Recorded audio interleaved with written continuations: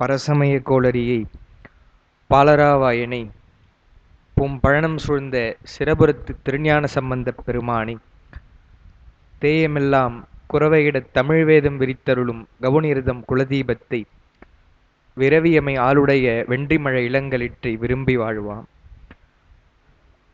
தூக்குசீர் திருத்தொண்டத் தொகை விரிவாக்கினால் சொல வல்லபிரான் எங்கள் பாக்கிய பயனாப் பதி குன்றைவாழ் சேக்கிழாரடி சென்னி சேர்த்துவாம். திருச்சிற்றம்பலம். எல்லாம் வல்ல கட்சி ஏகம்பப் பெருமானுடைய திருவடிகளை என்னுடைய மனமொழிமைகளால் வணங்கிக் கொள்கின்றேன்.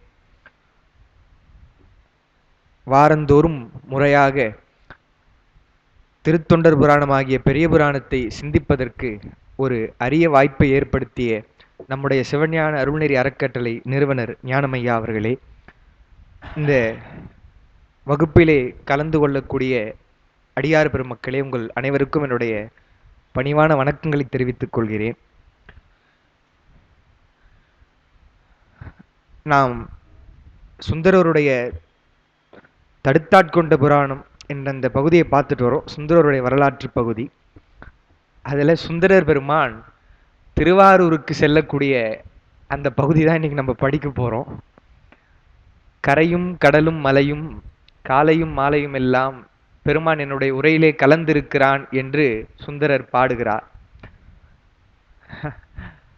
அவர்கள் நம்ம திரிபுர சுந்தரி மாமி அவர்கள் 2-3 வகுப்பா அவங்க வர முடியல, அவங்களுடைய வேலை காரணமாக. இப்போ வந்தாங்க. அவங்களுடைய ஊர் பொதுவாக எவ்வளோ பாட்டு எதனா பாடியிருக்கலாம், திருவாரூருடைய அந்த திருத்தாண்டகம் தான் பாடினாங்க வழிபாட்டில். எப்படி பாடுறார் அப்பர் பெருமான் என்றால், அது கேட்டதுலேருந்து ஒரு மாதிரி நெகிழ்ச்சியாக இருக்குது. படித்த பாட்டு தான். உற்றவரும் உறுதுணையும் நீயே என்றும் உன்னையல்லால் ஒரு தெய்வம் உள்கேன் என்றும் புற்றரவ கச்சார்த்த புனிதா என்றும் ஆரூரா என்று நீ சொன்னீங்கன்னா பெருமாள் நமக்கு இருப்பார், துணையா இருப்பார்னு சொல்ற அந்த உரைப்பு தான் பக்தி. இப்போ நம்ம பதிகங்கள் எல்லாம் படிப்பது ஏன் தனியா படிக்கலாம் இல்லையா? பெரிய புராணம் அது ஏங்க வரலாற்றோட நம்ம இடையில பதிகங்கள்லாம் ஏன் வரணும்? முறையா படிக்கலாம். இப்போ படிச்சுட்டு திருமுறையில தனியா படிக்கலாம். தனியா சொல்லிட்டும் இருக்கிறாங்க, சொல்லியும் இருக்கிறாங்க. இருந்தாலும் பெரிய புராணத்தோடு படிக்கிறோம் என்று சொன்னால், அவர் திருவாரூர் போற பகுதியில அப்பருடைய பாட்டு படிக்கும் போதே நமக்கு அவ்வளோ ஒரு நிகழ்ச்சி ஆகிறது என்று சொன்னால், அதுதான் இன்னைக்கு சொல்லணும்னு நினைச்சேன். திருவாரூர் என்பது எப்படிப்பட்ட ஒரு இடம்? பெரியவர்கள் எல்லாம் அஞ்சு போறாங்க ஊருக்குள்ள போகும்போது. ஞானசம்பந்த பெருமான் அந்தமாய் உலகு ஆதிமாயினான்ல திருவாரூர் எந்தை தான் என ஏன்று கொள்ளும்களோ, பெருமான் என்னை ஏத்துப்பான். ஞானசம்பந்தர் 3 வயதிலே ஏத்திட்ட பெருமான் என்னை ஏன்று கொள்ளும்களோன்னு பாடுறார். அதையும் எண்ணிக்கொண்டே இருந்தேன். பெரிய புராணத்திலையும் வேதநெறி தழைத்துவங்க என்று அவர்கள் பாடினார்கள். அது திருவருளும் குருவருளும் என்று சொல்லி பெருமான் நிறைய காட்டுறார். சென்ற வகுப்புல கூட அடுத்து படிக்கக்கூடிய ஒரு செய்தி உடனே ஐயா சொன்னாங்க. அது மாதிரி எல்லாம் அமைவது எல்லாம் பெருமானுடைய அருள் தான். இன்னைக்கு உங்களுக்கு கொடுத்துருக்கிற அந்த பதிகம் பாருங்க. முதல் பாட்டு மட்டும் குறிப்பில் எழுதியிருக்கிறேன். அதுதான் சொல்றார் சுந்தரர். எல்லா நேரத்திலும் பெருமான் உரையில் விரவி வருவான், ஒருவன் உருத்திரலோகன், என்னுடைய உரையிலே இறைவன் வருகிறார் என்று பாடுகிறார். சென்ற வகுப்பிலே தடுத்தாட்கொண்ட புராணத்திலே 113வது பாடல் பார்த்த நினைவு. ஒரு அரிய காட்சியாக சுந்தரருக்கு சீர்காழி பெருமான் எல்லையிலே தரிசனம் கொடுக்கிறார். அதை சொல்லும் பொழுது சேக்கிழார், கைலையில் இருந்த வண்ணம் எப்படி உமையம்மையோடு கைலையில பெருமான் இருக்கிறாரோ அந்த வண்ணமாக சுந்தரருக்கு காட்சி அளிக்கிறார் என்று வருகிறது. எவ்வளவு ஒரு குரு பக்தி அவருக்கு இருந்திருந்தா பெருமானே வருவார். பக்தி என்று சொன்னாலே பொதுவா என்ன அர்த்தம்னு சொன்னா, அச்சமும் அன்பும் கலந்த ஒரு உணர்வு. ரொம்ப பெரியவரா இருந்து நம்ம அவங்க மேல பக்தியா இருக்கிறோம்னு சொன்னா பெரிய அன்பு இருக்கும், அதே மாதிரி பக்தியும் அந்த பயமும் இருக்கும். அதுதான் பக்தின்னு சொன்னாங்க. அதனாலதான் நம்ம எல்லாத்தையுமே பக்தி பக்தின்னு சொன்னோம். குரு பக்தி, தேசபக்தி எல்லாமே சொன்னோம். ஒரு அன்பும் இருக்கும், ஒரு அச்சமும் இருக்கும். அதுதான் திருமுறையில சொல்லும் பொழுது, அஞ்சி ஆகிலும் அன்புபட்டு ஆகிலும் நெஞ்சம் வாழி நினை நின்றி ஊரைன்னு சொன்னாங்க. பயப்பட்டுனா கும்பிடுங்க, இல்ல அன்பினாலனா கும்பிடுங்க. முதல்ல பயத்தினால கும்பிடுவீங்க, அப்புறம் அன்பினால கும்பிடுவீங்க என்று சொல்லும் பொழுது அது பக்தி என்று சொல்லி அதை சொன்னாங்க. அவருக்கு இருந்த அந்த குரு பக்தி காரணமாக அன்பு மட்டும் இருந்திருந்தா அவர் போயிட்டு இருப்பார். அவர் எவ்வளவு பெரியவர், அவர் அன்பு இருந்தா அந்த இடத்துக்கு போலான்னு போயிட்டு இருப்பார். பயம், அந்த ஒரு அச்சம் என்பதும் குரு மேல இருக்கவே தான் உள்ள போகக்கூடாது என்று இருந்ததனால் பெருமான் வந்து காட்சி அளிக்க, சாதலும் பிறத்தலும் தவித்தனை வகுத்து தன்னருள் தந்தையும் தலைவன் என்று பாடி அவனை காதில் வெண் குழையனை கழுமல வளநகர் கண்டு கொண்டேனே என்று உமையோடு நான் கண்டேன். எப்படி ஞானசம்பந்தர் முதல்ல பாடக்கூடிய பதிகம் தோருடைய செவியன் நமக்கு தெரியும். அது அவரா பாடல, அப்பா கேட்கிறார் இல்லையா, யார் கொடுத்த இந்த எச்சில் மயங்கிட உனக்கு இது இட்டாரை காட்டு, யார் கொடுத்த பால் சோறு சாப்பிட்டிருக்க நீ என்று கேட்கும் பொழுதுதான் தோருடைய செவியன் பாடுகிறார். அவரா பெருமானிடத்துல போய் பார்த்து பாடுவது என்றால் நரவம் நிறை என்று தொடங்கக்கூடிய பாட்டு. பொதுவா தெரியாதவங்க வந்து மடையில் வாழை தான் இரண்டாவதுன்னு சொல்லிடுவாங்க. நரவம் நிறை என்றுதான் அந்த பதிகத்தை நன்றியோடு தோணிபுரத்து பெருமான், ஏன்னா பிரம்மபுரம் என்று நமக்கு தெரியும் சீர்காழியுடைய அமைப்பு, கீழே சிவலிங்கம் இருக்கும், பிரம்மபுரீஸ்வரர் இருப்பார், மேலதான் தோணிபுரம் இருக்கார் இல்லையா அம்மையப்பர், படிக்கட்டு ஏறி போகணும்.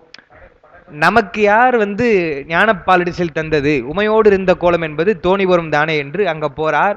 அங்க போய் தான் வந்து பாடுகிறார். அந்த பதிகத்தினுடைய ஒரு பாட்டிலையும் இறைவன் அரவன் இமையோர் ஏத்த உமையோடு இருந்தானே, இறைவன் உமையோடு இருந்தானே உமையோடு இருந்தானே என்று அந்த அம்மையப்பர் கோலத்தை பாடுகிறார். அதே தரிசனம், தோணிபுர தரிசனம் தான் அவருக்கு கிடைக்குது என்று பார்க்கிறோம். அந்த தரிசனத்தை முடித்த பிறகு பெருமான் என்ன பண்றாரா, அப்படியே காமிச்சிட்டே இருந்தா சுந்தரர் இருப்பாரு, உன்னை என்ன சொன்னோம், திருவாரூருக்கு வரணும் இல்லையா, எனவே அந்த தரிசனம் மறைகிறது. பொதுவா ஐயா சொல்லியிருக்கிறாங்க, இப்ப நம்ம கூட இப்ப திருவண்ணாமலையெல்லாம் ரொம்ப ரொம்ப கூட்டமாயிடுச்சு, நம்ம பல மணி நேரம் நின்று போறோன்னு வச்சுக்கோங்களேன், சும்மா சில நொடி தான் வந்து சாமியை பார்க்க முடியும். அதுக்கு ஏங்க அவ்வளோ கஷ்டப்பட்டு நிற்கணும் என்று சொன்னால், பெருமான் மேல் அன்பு இருக்கிறவங்க நின்று பார்க்குறாங்க அடியவர்கள் எல்லாம். ஒரு நல்ல தரிசனம் அல்லது பெரிய அரிய தரிசனம் என்றால் சில மணித்துளி தான் கிடைக்கும், அதுக்காக நம்ம மெனக்கிடணும் தான். ஆனால் அந்த ஒரு நிமிடம் ஒரு அன்பு வருது, ஒரு உணர்வு வருகிறது என்று சொன்னால் அதுதான் பெரிய விஷயம். அந்த தரிசனம் எப்படி இருக்கணும், மெய்தான அரும்பி விதிர் விதித்து என்று அடியார்களுக்கே உரிய இலக்கணத்தில் இருக்கணும். அவர் பார்க்கிறார் இல்லையா, இந்த பதிகம் முடிகிற வரைக்கும் பெருமான் காட்சி கொடுக்கிறார். பதிகம் பாடி முடிச்ச உடனே பெருமானுடைய இந்த திருக்காட்சியை பெருமான் மறைக்கிறார். அப்ப அவருடைய நிலை எப்படி இருக்குது என்று சொல்வதுதான் இந்த 114வது பாடல். அருமையா எழுது. அதாவது வேதங்கள் பெருமானை அடைய முடியவில்லை, வேதங்கள் சொல்லலாம், பெருமானை பத்தி சொல்லலாமே தவிர அது பொதுவா சொல்லுது. வேதத்தை நாமளும் உலகியல் நூல் என்றுதான் சொல்றோம். அதனால சொல்றார் சேக்கிழார், இருக்கு ஓலமிடும் பெருமான் எதிர் நின்றும் எழுந்தருள வெறுக்கோலுற்று அது நீங்க ஆரூர் மேற் செல விரும்பி பெருக்கு ஓதம் சூழ் புறவும் பெரும்பதியை வணங்கி போய் திருக்கோலக்கா வணங்கி செந்தமிழ் மாலைகள் பாடி. இருக்கு ஓலமிடும் பெருமான், அது ஓலமிட்டு கொண்டுதான் இருக்குதே தவிர பெருமானை அடையல. சிவபுராணத்துல தெளிவா சொல்லிட்டார், வேதங்கள் ஐயா என ஓங்கி ஆழ்ந்து அகன்ற நுண்ணியன்னு சொல்லிட்டார். பெருமான் நுட்பமானவனாக இருக்கிறான், வேதங்கள் அவனை அடைய முடியவில்லை என்று பார்க்கிறோம். இருக்கு என்றால் தெரியும், வேதம் இருக்கு. வேதம் பொதுவாக நம்ம என்ன சொல்லலாம்னா, நம்ம சொல்லியிருக்கிறோம் இது மாதிரி இருக்கு என்றோ அல்லது வேதம் என்றோ வந்தால் அதெல்லாம் வந்து கர்மகாண்ட பகுதி, வேதத்தினுடைய கர்மகாண்டத்தை குறிக்கக்கூடிய பகுதின்னு சொல்றோம். அந்த இருக்கு ஓலமிடக்கூடிய பெருமான் சுந்தரருக்கு எது நின்று காட்சி கொடுக்கிறார். வேதங்கள் நடனா பெருமானை அடைய முயற்சி செய்யுது, பெருமான் என்னன்னு சொன்னா தமிழ் பாடக்கூடிய சுந்தரருக்கு முன்னாடி காட்சி கொடுக்கிறார். காட்சி கொடுத்து வெறுக்கோலுற்று அது நீங்க, அந்த வெறுக்கோல் என்று சொன்னால் என்னன்னா தமிழ்ல அது ஒரு மெய்ப்பாடு தான். அது என்னன்னா ஒரு வியப்பு, லேசான ஒரு வியப்பும் அச்சமும் வரக்கூடியது. அது பொதுவாக சொல்லுவாங்க, தெய்வ காட்சி வரும்பொழுதே நமக்கு வந்து லேசான ஒரு அச்சமும் வரும்.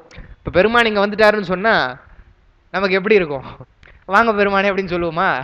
இயல்பா நம்ம தினமும் பார்த்துட்டு இருக்கோன்னா பரவாயில்ல, திடீர்னு ஒரு அருட்காட்சி தோன்றுகிறது என்று சொன்னால் ஒரு மருட்சி வரும், லேசான ஒரு அச்சமும் வரும் இல்லையா, அதுதான் வெறுக்கோள். அது என்ன சொல்றாங்க, அச்சமும் விரைவும் தவழ நிற்பது ஒரு நிலை, மெய்ப்பாடு என்று பொருள். வெறுக்கோலுற்று அது நீங்க, எது என்றால் அந்த காட்சி மறைய. அப்பதான் அவருக்கு என்ன ஞாபகம் வருதான், சாமி என்ன சொன்னார், தில்லையில ஆரூருக்கு வருகன்னு சொன்னார் இல்லையா, ஓ நம்ம திருவாரூருக்கு போகணும் போல இருக்குது என்று அந்த காட்சி நீங்கிய பிறகுதான் அந்த உணர்ச்சி வருது. ஆரூர் மேல் செல விரும்பி பெருக்கு ஓதம் சூழ் புறவும், அந்த பெருக்கு என்றால் நீர்பெருக்கு, அலைகள் எல்லாம் வந்து இருக்கக்கூடிய, அது சொல்றார், முதல்லயே சொன்னார் புகழி என்று சொன்னால் என்ன என்று பார்க்கும் பொழுது புகலிடமாக இருப்பது. இன்னொன்று நம்ம சொன்னோம் இல்லையா, அந்த காலத்துல நீர்நிலைகள் மூலமாக பொருட்களை எல்லாம் எடுத்துக்கொண்டு வராங்க அப்படின்னு சொல்லிட்டு அதெல்லாம் சொன்னோம். அந்த அங்க இருக்கக்கூடிய பெயருக்கு நம்ம விளக்கம் கொடுத்தோம். அதுதான் இங்க சொல்றார். நீர் பெருக்கம் வரக்கூடிய அந்த புறவத்திலே பெரும்பதின்னு சொல்றாரு பாருங்க. பெரும்புகழி என்று சொல்லக்கூடிய ஞானசம்பந்தருடைய வாக்கு போல பெரும்பதியை வணங்கி போய் என்றால் உள்ள போல தரிசனத்துக்கு பிறகும் மறுபடியும் வணங்குறார். அங்க வணங்கி போய் திருக்கோலக்கா வணங்கி செந்தமிழ் மாலைகள் பாடி, ஏன்னா பக்கத்துல தானே, சீர்காழிக்கு பக்கத்துல தான் திருக்கோலக்கா, அங்க போய் பெருமானை தரிசனம் செய்து பதிகங்கள் பாடுகிறார் என்று வருகிறது. ஆனால் அப்பொழுது பாடிய கோலக்கா பதிகம் என்பது சுந்தரருடையது கிடைக்கல, பின்னாடி இருக்கக்கூடியதான் இருக்கே தவிர இது இல்லைன்னு பார்க்கிறோம். மற்றதெல்லாம் சொல்லிட்டோம். அடுத்த பாடல் தேனார்க்கும் மலர்ச்சோலை திருப்புன்கூர் நம்பர்பால் ஆனா பேரன்பு மிக அடிபணிந்து தமிழ் பாடி மானார்க்கும் கரதலத்தார் மகிழ்ந்த இடம் பல வணங்கி காணார்க்கும் மலர்த்தடம் சூழ் காவிரியின் கரையணைந்தார். திருக்கோலக்காவினை தரிசனம் செய்கிறார். அதுவும் சேக்கிழார் சொல்லும் பொழுது செந்தமிழ் மாலைகள் பாடின்றார். அதாவது ஒரு பதிகத்தில் இருக்கக்கூடிய 11 பாடல்களோ 10 பாடல்களோ அதையும் செந்தமிழ் மாலைகள்னு சொல்லலாம், அல்லது பல பதிகங்கள் பாடியிருக்கலாம். ஏன்னா ஞானசம்பந்தர் பிறந்த ஊருக்கே இவ்வளோ அவர் மதிப்பு கொடுத்து வெளியில இருந்து தரிசனம் செய்கிறார்னா அவருக்கு அருள் கொடுத்தார் இல்லையா, பொற்றாலும் கொடுத்த இடமாச்சே என்று பதிகங்கள் பாடியிருக்கலாம். 2-3 பதிகம் கூட பாடியிருக்கலாம். நம்முடைய தவக்குறைவு கிடைக்கல. அது சொல்லிட்ட பிறகு என்ன பண்றார், திருக்கோலக்காவில இருந்து புறப்பட்டு திருப்புன்கூர் போறாரா. திருப்புன்கூரை சொல்லும் பொழுது தேனார்க்கும் என்று சொல்றார். அதாவது 2 பொருள். தேன் என்றால் தேன் ஒரு பொருள், இன்னொன்னு பூக்களிலிருந்து தேனை எடுக்கக்கூடிய வண்டுகள். வண்டு என்று வைத்துக்கொண்டா வண்டுகள் ரீங்காரம் இடக்கூடிய என்று பொருள். தேன் என்றே வைத்துக்கிட்டோம்னு சொன்னா தேன் பொருந்தி இருக்கக்கூடிய மலர்கள். எப்படி இருந்தாலும் தேன் பொருந்தி இருந்தால் தானே வண்டு ரீங்காரம் இடம். அப்படி வளமான ஒரு ஊர் என்று சொல்றார். தேன் ஆர்க்கும் மலர்ச்சோலை. அப்படி சோலைகள்லாம் சூழ்ந்த திருப்புன்கூர் நம்பர்பால். நம்பர் என்றால் நம்முடைய பெருமானாக இருக்கக்கூடிய சிவபெருமான் பால். ஆனா பேரன்பு மிக. இந்த ஆனா அன்பு என்று சொன்னால் குறையாத அன்பு. திருவாசகத்துல கூட பெருமான் நிறைவானவன் நிறைவே என்று பாடாம குறைவிலா நிறைவேன்னு பாடுறா. அது நல்ல சொல்லா இருக்குதே என்றுதான் அப்படியே அந்த சொல்ல சுந்தரரும் கையாளுகிறார். குறைவிலா நிறைவே குணக்குன்றே கூத்தனே என்று திருவாவடுதுறையில் சுந்தரர் பாடுகிறார் என்று பார்க்கிறோம். அந்த ஆனாப்பேர் என்பென்றால் அவருடைய அன்பெல்லாம் குறையாத அன்பு, மீளா அடிமை என்பது போல. இன்னைக்கு அடிமையா இருக்கிற, அதான் நம்ம வகுப்புக்கு முன்னாடி பேசிட்டு இருந்தோம் இல்லையா, விருது கொடுக்குறாங்கன்னு சொன்னா ஐயா ஒரு முறையை சொன்னார், இறந்த பிறகு விருது கொடுக்கறது அப்படின்னு சொன்னா என்னன்னா அவங்க அதுக்கப்புறம் எந்த பிழையும் செய்வது கிடையாது. அதுக்குதான் இப்ப நல்லாசிரியர் என்று சொன்னா நல்லாசிரியர் கொடுத்துட்டு அதுக்கப்புறம் அவங்க எதனா சரியா எடுக்கல இல்ல தவறா இருக்கிறாங்கன்னு சொன்னா அது பொருத்தம் இல்லாமல் போயிடும் இல்லையா. அது மாதிரி இன்னைக்கு ஒருத்தருக்கு அடிமை, சிவபெருமானுக்கு அடிமை, நாளைக்கு எனக்கு வேற ஒருத்தர் எதனா தராருன்னா அவருக்கு தான் அடிமை என்று சொல்லி இல்லாம இவருடைய அன்பு என்று சொன்னால் அது மீளா அடிமைதான், ஆனா பேரன்பு தான் என்பதை குறிக்கிறார். ஆனா பேரன்பு, அதுவே பேரன்பு, அது மிக அதிகமாக அடிபணிந்து தமிழ் பாடி பெருமானுடைய திருவடியை பணிந்து அங்கேயும் தமிழ் பாடுகிறார் என்று வருகிறது. அந்த பதிகமும் நமக்கு கிடைக்கல, கோலக்காவும் கிடைக்கல, இப்ப இங்க பாடினதும் கிடைக்கல. பிறகு வரும்பொழுது இருக்கக்கூடிய பதிகம் இருக்குது, ஆனா இந்த நேரத்துல பாடியது கிடைக்கல. அடிபணிந்து தமிழ் பாடி மானார்க்கும் கரதலத்தார். பெருமானுடைய உருவத்துல பார்த்தீங்கன்னா கையில மான் வைத்து கொண்டிருப்பார். அந்த மான் என்பது நமக்கு தெரியும், சும்மா ஏதோ அலங்காரத்துக்காக பெருமான் வைத்து கொண்டிருப்பதில்லை. அபிசார வேள்வி என்று சொல்லி, அதாவது தீய மந்திரங்கள் மூலமாக செய்யக்கூடிய வேள்வி, அதை செய்து பெருமானையே அழிக்கணும் என்பதற்காக வேள்வியில இருந்து மான், யானை போன்ற பொருட்கள் எல்லாம் அந்த முனிவர்கள் அனுப்புறாங்க, தாரகாவனத்து முனிவர்கள். அப்படி அனுப்பும் பொழுது பெருமான் என்ன பண்றா, ரொம்ப சிரமப்படலையா. அதை நீங்க பார்த்தீங்கன்னா தெரியும். ஒரு வலிமையான ஒரு பொருள் என்றா இந்த ஒண்ணு வேணாம், நம்ம தர்மயாதீன புத்தகம் இருக்குன்னு வச்சுங்களேன், இதையே இப்படிதான் தூக்கணும், ஒரு கையில தூக்க முடியாது, வெயிட்டா இருக்கும் இல்லையா. அப்போ ஒரு மான், அதுவும் பெருமானையே அழிப்பதற்காக செய்யறாங்க, ரொம்ப தீய மந்திரங்கள் எல்லாம் செய்து. அப்போ அவங்க ரொம்ப ஆற்றலோட இதான அனுப்புவாங்க. அது சிரமப்பட்டு இப்படிலாம் பிடிச்சுன்னு இருக்க மாட்டார், 5 விரல்ல கூட பெருமான் பிடிச்சிருக்க மாட்டார், ரொம்ப ஸ்டைலா அப்படிதான் இருக்கும், லேசா பிடிச்சு கொண்டு இருப்பார். என்ன என்றால் அந்த மான் எழுப்பக்கூடிய சத்தம் இருக்கு இல்லையா, அந்த சத்தத்தினால் உலகையே அழிச்சிருமா அது. அப்படி ஒரு சத்தம் வரும். எனவே அந்த சத்தம் உலகை அழிக்க கூடாது என்று பெருமான் எடுத்து இங்க வச்சுக்கிட்டாரா. அப்ப அந்த சத்தம் எங்க கேட்கும், அவருடைய காதில் தான் கேட்கும். ஆனால் பெருமானுக்கு எதுவும் ஆகாது என்றால் பெருமான் நிலையானவன், எதுவுமே வந்து பெருமான் எதுவும் பண்ண முடியாது என்று சொல்லி அந்த நிலையை உணர்த்துவதற்காக சொல்றாங்க. அதுதான் சொல்றார், மான் ஆர்க்கும் என்றால் அது கத்திக்கிட்டே இருக்குதான், அது கத்திக்கிட்டே இருக்க வேண்டியது தான். எங்க பெருமானுக்கு எதுவும் ஆக போறது இல்லை இல்லையா? அவர் தான் விஷம் குடித்தும் அவர் அமரனாக இருக்கிறார். இது மாதிரி எந்த ஒரு தீய பொருள்கள் வந்தாலும் அது பெருமானை எதுவும் செய்யாது என்றால், அது போலதான் அவனை சார்ந்த அடியவர்களுக்கும் எந்த ஒரு தீங்கும் வராது என்றுதான் சொல்றாங்கன்னு பார்க்கிறோம். எனவே அந்த மான் கத்தக்கூடிய, அப்படி கத்தக்கூடிய மான் கையில ஏந்தி இருக்கிறாராம் பெருமான். கரதலத்தா, கரம்னா நமக்கு தெரியும் கை. மகிழ்ந்த இடம் பல வணங்கி கோலக்கா தரிசனம் செய்து திருப்புன்கூர் தரிசனம் செய்து அடுத்து பல தலங்களை எல்லாம் தரிசனம் செய்கிறாரா. காணார்க்கும் மலர்த்தடம் சூழ் காவிரியின் கரை அணைந்தார். காணார்க்கும் என்றால் நறுமணம் அதிகமாக வீசுகின்ற, மலர்த்தடம் என்றால் இந்த நீர்நிலைகளில் தாமரை, அப்புறம் இந்த செங்கல் நீர், இதெல்லாம் வந்து ரொம்ப வாசனை வரக்கூடிய மலர்கள். அது நிறைந்து இருப்பதனால நீர் வரும்பொழுது அந்த வாசனையோடு வருமா அந்த தண்ணி. இப்போ திருநீற்றிலே கூட வாசனை இதெல்லாம் கலந்தா ரொம்ப மனமா இருக்கும் இல்லையா? நம்ம லேசா வைத்தா கூட நல்ல மனமா வீசும். அதுபோல அந்த நீர்த்துறையெல்லாம் வாசனை வீசுகிறதா. அப்படி வாசனை வீசக்கூடிய காவிரியின் கரை அணைந்தார். காவிரி கரையிலே எழுந்தருளுகிறார் சுந்தரமூர்த்தி சுவாமிகள் என்று பாடுகிறார். வம்புலா மலரலைய மணிகொழித்து வந்திழியும் பைம்பொன்வார் கரை பொன்னி பயில் தீர்த்தம் படிந்து ஆடி தம்பிரான் மயிலாடுதுறை வணங்கி தாவில் சீர் அம்பர் மகாலத்தின் அமர்ந்த பிரான் அடிபணிந்தார். அடுத்து எங்க போறார்னு சொல்றார். நமக்கு தெரியும் அப்படியே அதெல்லாம் அந்த ரூட் மாதிரி அந்த இடம் மயிலாடுதுறை அம்பர் மகாலம்லாம் போறார். இதுக்கு முன்னாடி சொன்ன தலமாவது பின்னால போய் அவர் பாடுற பதிகங்கள் கிடைக்குது. மயிலாடுதுறை அம்பர் மகாலத்திலாம் சுந்தரருடைய பதிகமே கிடைக்கல என்று பார்க்கிறோம். இதனால சேக்கிழார் பெருமான் சொல்கிறார், உறுதியாக அவருக்கு தெரிவதனால சொல்றார். பாட்டு எப்படி இருக்கு? வம்புலா மலர் அலைய என்றால், வம்பு என்றால் நறுமணம், மனம் வீசக்கூடிய மலர் அலைய மணிகொழித்து வந்திழியும். அலைதல் என்று சொன்னால் ஒரு மாதிரி அசைவது. அந்த நீர் பெருக்கினாலே மலர்கள்லாம் அசைதான், அசையுமாறு. வெறும் மலர் மட்டும்தான் அசைக்குதா என்று சொன்னால் இல்லை, மணி கொழித்து வந்திழியும், மணிகளை எல்லாம் அடித்து கொண்டு வருகிறதா. ஏன்னா வளமான ஊர், அதெல்லாம் அவங்க பெருசா கேர் பண்ணிக்க மாட்டேன்றாங்க, அடிச்சுதான் அடிச்சுட்டு போட்டோம் என்பது போல இருக்குது. அப்படி மணிகளை எல்லாம் அடித்து கொண்டு வரக்கூடிய பைம்பொன்வார் கரை பொன்னி, இரண்டு கரையிலும் அந்த பொன் துகள்கள் எல்லாம் வந்து கிடக்குதா, ஒதுங்கி இருக்குதா. அப்படி இருக்கக்கூடிய பொன்னி என்றால் காவிரி, நமக்கு தெரியும் பொன்னி நதி என்றால் காவிரி நதி. காவிரி என்பது மிகவும் முக்கியமான ஒரு புனித நீர் இல்லையா? எனவே காவிரியிலே மூழ்குகிறார். பயில் தீர்த்தம் படிந்து ஆடி.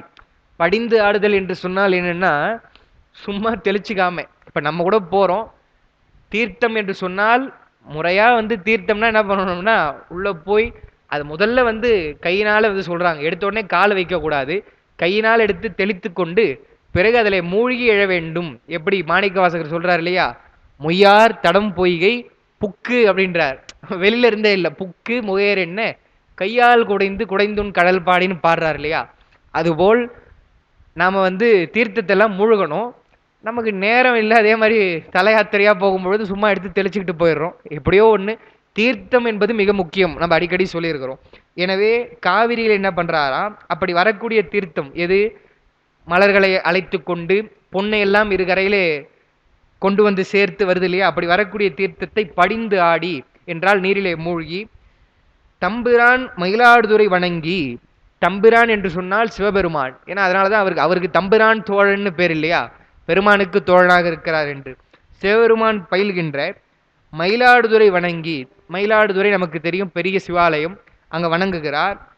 தாவில் சீர் அம்பர் மகாலத்தின் அமர்ந்து பிரான் அடிபணிந்தார். அம்பர் மகாலத்திலே இருக்கக்கூடிய பெருமானுடைய அந்த திருவடியை வணங்குகிறார் என்று சொல்கிறார். இவ்விரு திருப்பதிகங்களும் ஆரூர் அருளிய திருப்பதிகம் கிடைத்தில, அதை எழுதியிருக்கிறோம். பொன்னி என்றால் காவிரி, வம்பென்றால் நறுமணம் என்று பார்க்கிறோம். அடுத்த பாடல் 117வது பாடல். மின்னார் செஞ்சடை அண்ணல் விரும்பு திருப்புகலூரை முன்னாக பணிந்து ஏத்தி முதல்வன் தன் அருள் நினைந்து பொன்னாரும் உத்தரியும் புரி முன்னூலணி மார்பர் தென் நாவலூர் ஆளி திருவாரூர் சென்றடைந்தார்.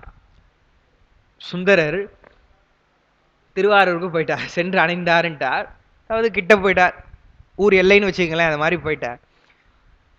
அதுக்கு முன்னாடி திருப்புகழூரினை தரிசனம் செய்கிறார்னு வருது. பெருமானை சொல்லும் பொழுது மின்னார் செஞ்சடை அண்ணல்னு சொல்றாரு பாருங்க. அந்த மின்னல் என்பது வெண்மையா இருக்கும், நம்மளால முதல்ல பார்க்க முடியாது, அதனுடைய நேரா பார்த்தா கண்ணே இதாடும், அவ்வளவு வெளிச்சமா வரும்.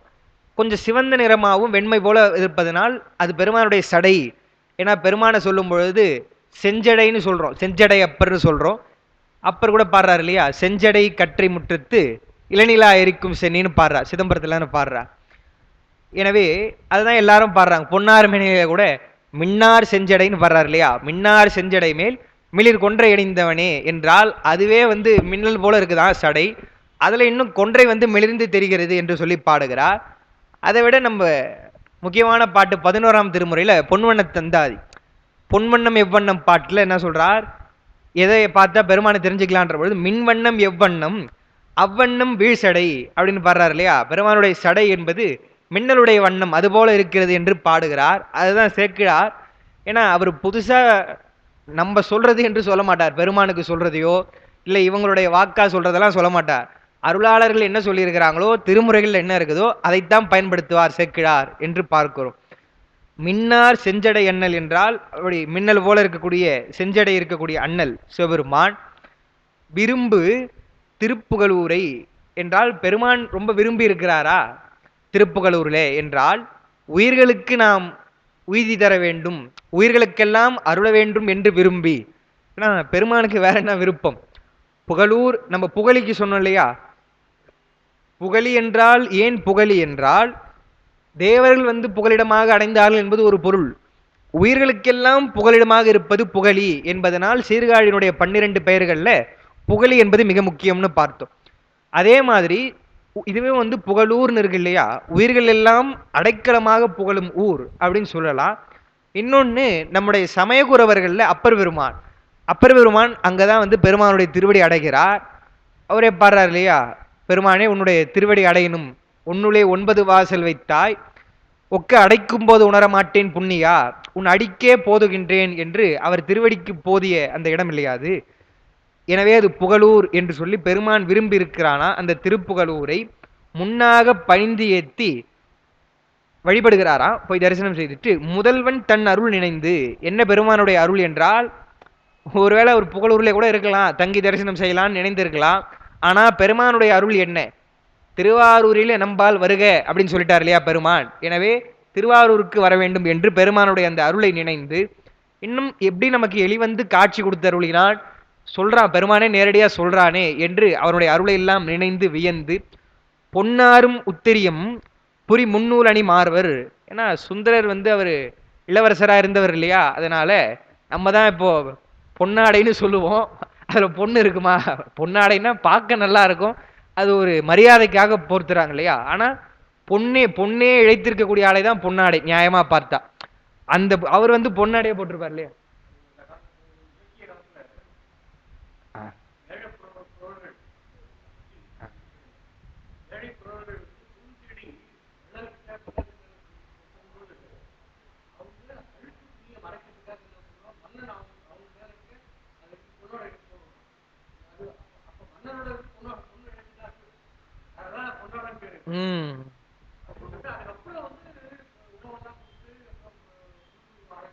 ஆமா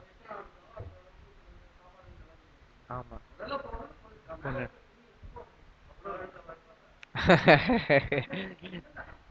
திருவிளையாடல் படத்துல பாரி அது உயர்ந்த நிலையிலே அவரு வள்ளல் கொடுத்தாரு. அதான் உத்திரியத்திற்காக ஐயா சொல்றாங்க, முதல்ல புலவருடைய அந்த வறுமை நிலை அவருடைய ஆடையிலேயே தெரியும்.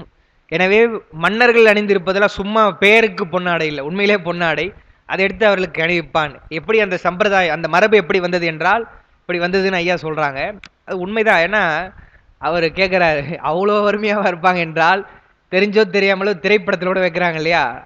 சிவாஜி கணேசன் அவர் வரும்பொழுது கேட்பார், திருவிளையாடல்ல நாகேஸ்வரத்தில் கேட்பார், எவ்வளோ கேள்வி கேட்கும் பொழுது சேர்ந்தே இருப்பது அப்படின்வார். இவர் உடனே புலமையும் வறுமையும் புலமையும் வறுமையும் என்றால் புலவர்கள் தான் வறுமையில தான் இருந்திருக்கிறாங்கன்னு பார்க்கிறோம். ஆனா அந்த காலத்துல நல்லா ஆதரிச்சிருக்கிறாங்க, அது மாதிரி இருக்கிறாங்கன்னு பார்க்குறோம் இல்லையா? அது கூட பரவாயில்ல, கொஞ்சம் கொஞ்சமா அதோடைய நிலையெல்லாம் மாறும்.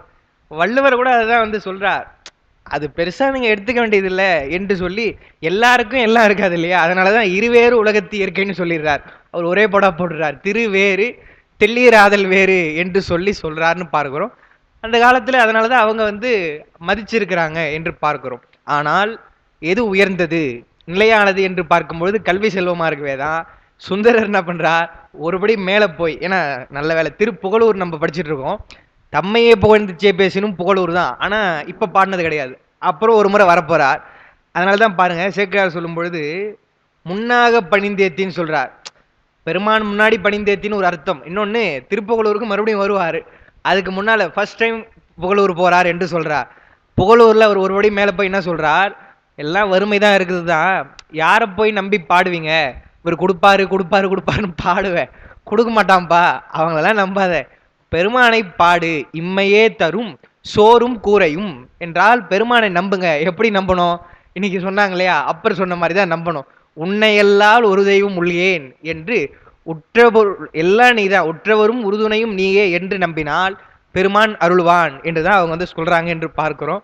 எனவே வறுமை என்பது இருக்குது, யார் இடத்துல போய் கேட்குறீங்க, மெய்ப்பொருளாக இருக்கக்கூடிய பெருமான் இடத்துல கேட்குறீங்களா, அல்லது வீவனே விரல் விஜயனே வில்லுக்கு இவன் என்று அப்படின்னு பாடுறீங்களா என்பதுதான் கருத்துன்னு பார்க்குறோம்.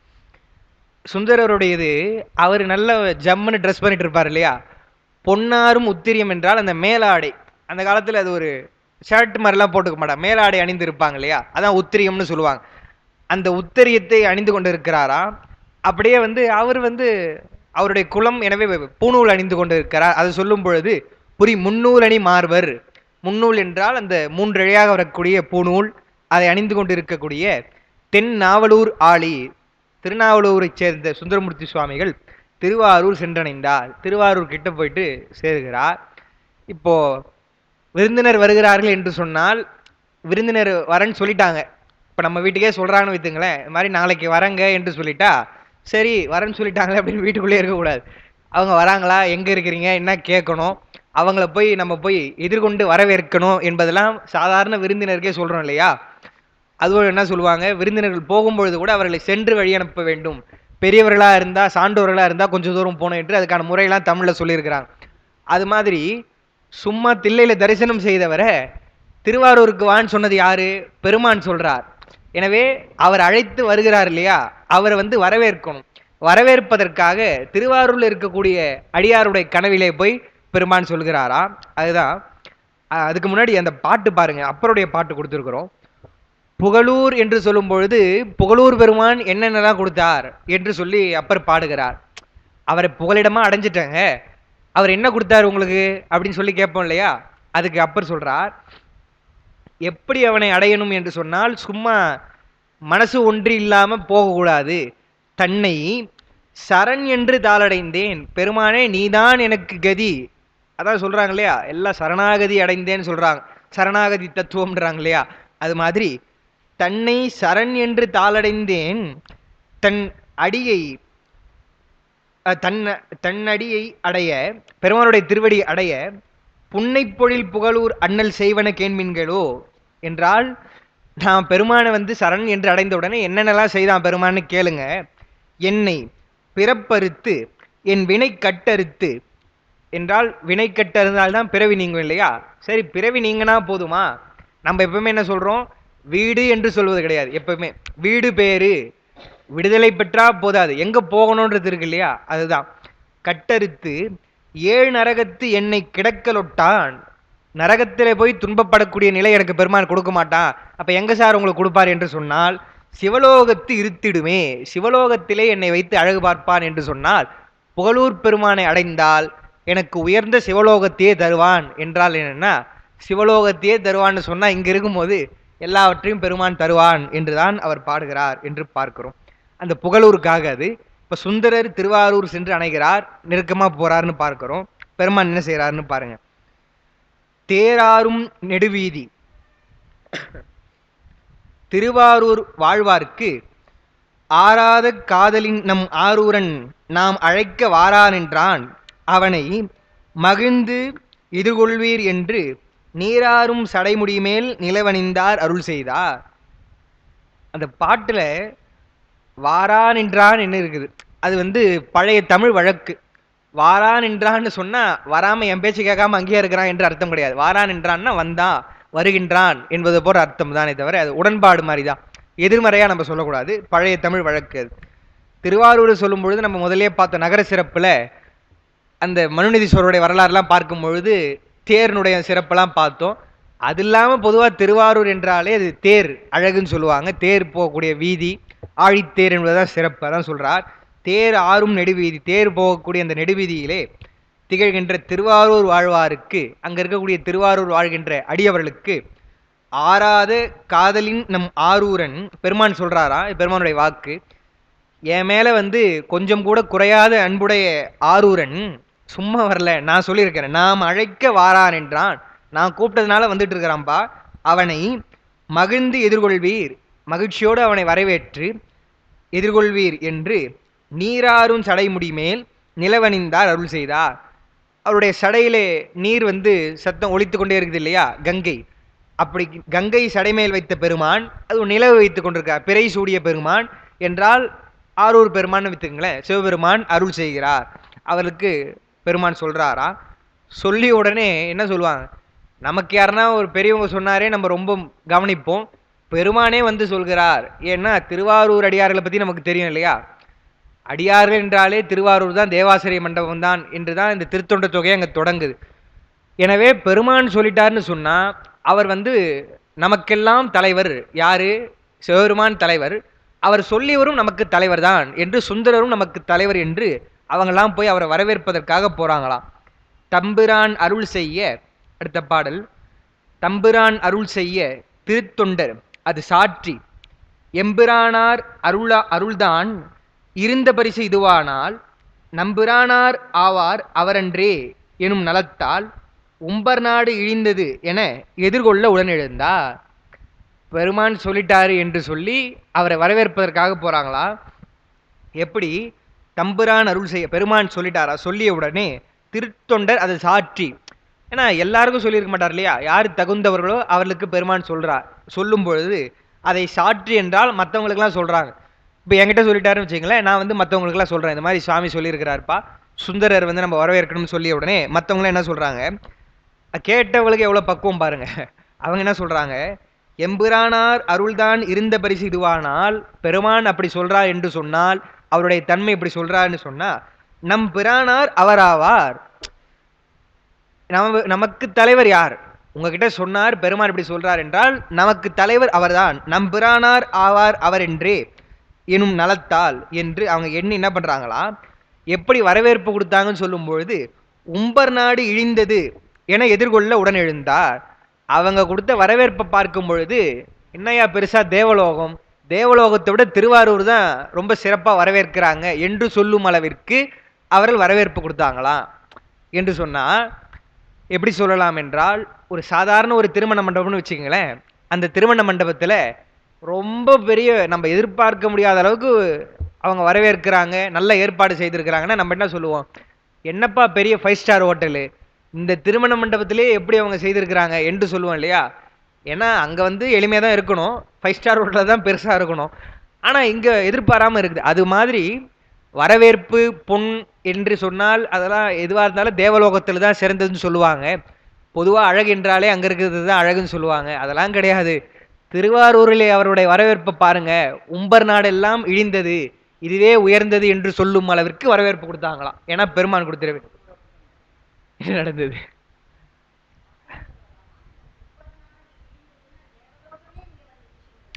இல்ல இல்ல இல்ல, அது வந்து உம்பர் நாடு இழிந்தது என்றால் அதை விட இது உயர்ந்ததுன்னு சொல்றார். தேவலோகம் இங்க வந்துருச்சுன்னு சொன்னா அது அது குறைவு தானே, அதை விட உயர்த்தி சொல்றார் ஒரு படி மேல். உம்பர் நாடு இழிந்ததுன்னு. ஆமா.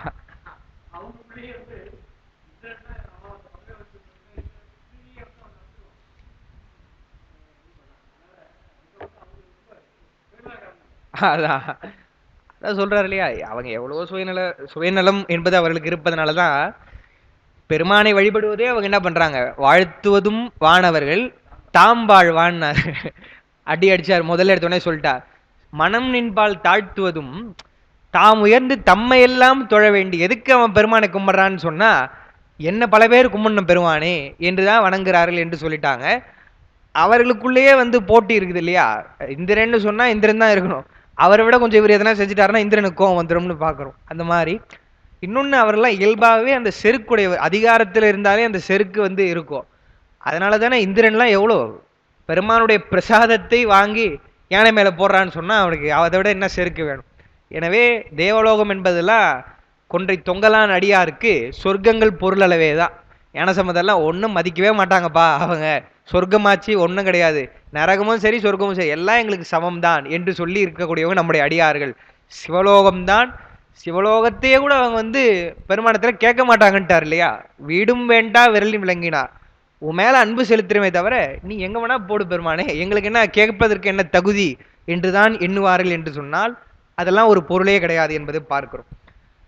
120வது பாடல் அவருடைய அந்த முறையை சொல்றாரு. என்ன அவங்க அப்படி செய்தாங்க என்று சொல்லும் பொழுது, மாளிகைகள் மண்டபங்கள் மருங்கு பெருங்கொடி நெருங்க, தாளின் நெடுந்தோரணமும் தழைக்க, முகும் குழைத்தொடையும் தழை கமுகுந்தொடை குழைத்தொடையும், நீலிலைய கதலிகளும் நிறைந்த பசும்பொற்றசும்பும், ஒலிநெடு மணிவிளக்கு உயர் வாயில் தோறும் நிறைத்தார். என்ன, ஒரு பெரியவர் வராருன்னு சொன்னா அந்த பூரண கும்ப மரியாதைன்னு சொல்றோம் இல்லையா, அதை அவங்க செய்யும் பொழுது ஏதோ ஒரு பாத்திரத்துல வைக்காம எல்லாமே பொற்குடங்கள்ல வைக்கிறாங்களாம். அதான் பொன் தசும்பு என்று சொன்னால் பொற்குடங்கள்.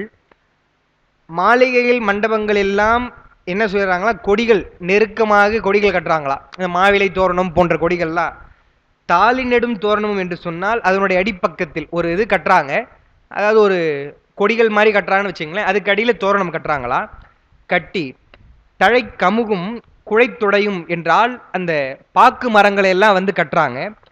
நீலிலைய கதலிகளும் என்றால், கதலி என்றால் வாழை, வாழை மரத்துல கூட ரொம்ப நீண்ட இலையுடையதா எது இருக்குது, நல்ல மரமாக கட்டணும் என்று தேர்ந்தெடுத்து கட்டுகிறார்களாம். கதலிகளும் நிறைந்த பசும்பொன் தசும்பும் என்றால், பொற்றசும்பு என்றால் பொற்குடங்கள், பொன் தசும்பு தான், அதான் பாட்டில் அப்படி வருது. ஒளிநெடு மணி விளக்கும் உயர் வாயில் தோறும் நிறைத்தார்.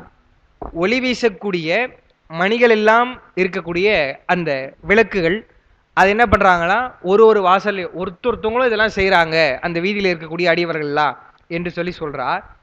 அடுத்த பாட்டு, சோதிமணி வேதிகைகள் தூணரும் சாந்தனி நீவி, கோதில் பொறி பொற்சுண்ணம் குளிர் தரள மணி பரப்பி, தாதவிழ் பூந்தொடை மாலை தன் பந்தர்களும் சமைத்து, வீதிகள் நுண்துகள் அடங்க விரை பனிநீர் மிக தெளித்தார்.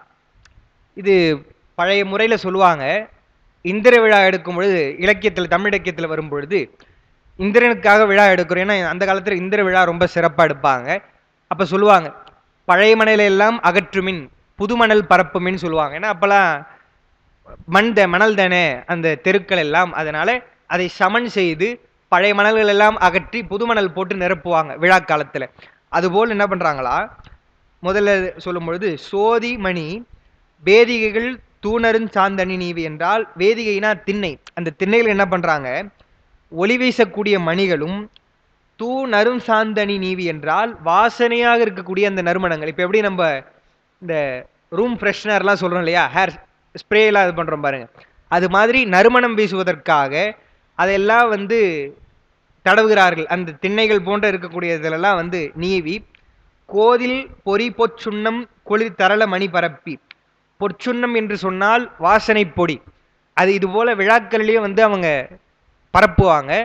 இன்னொன்று, அதாவது தூவாங்க, பரப்புவது ஒன்று, அதை வந்து நீரில் குழைத்தும் நீவலாம் இதில் வர மாதிரி. இன்னொன்று, பெருமானுக்கு திருமஞ்சனத்தின் பொழுது இந்த பொற்சுண்ணங்களை எல்லாம் சேர்த்து பெருமானுக்கு திருமஞ்சனம் செய்வாங்க, ஏன்னா வாசனையாக இருப்பதற்காக. அந்த பொற்சுண்ணங்கள் எல்லாம் என்ன பண்றாங்களா, குளிர் தரள மணி பரப்பி, குளிர்மையாக இருக்கக்கூடிய மணிகள் அதெல்லாம் வந்து பரப்பி, தாதவிழ் பூந்தொடை மாலை தன் பந்தர்களும் சமைத்து, பூந்தொடை என்றால் பூமாலைகள், பூமாலைகள் எல்லாம் அமைத்து ஒரு பந்தல், மாலையினால பந்தலாம் எப்படி முத்து பந்தல்லாம் செய்யற மாதிரி மாலை பந்தல் அமைத்து வீதிகள் நுண்துகள் அடங்க விரை பனிநீர் மிக தெளித்தார்.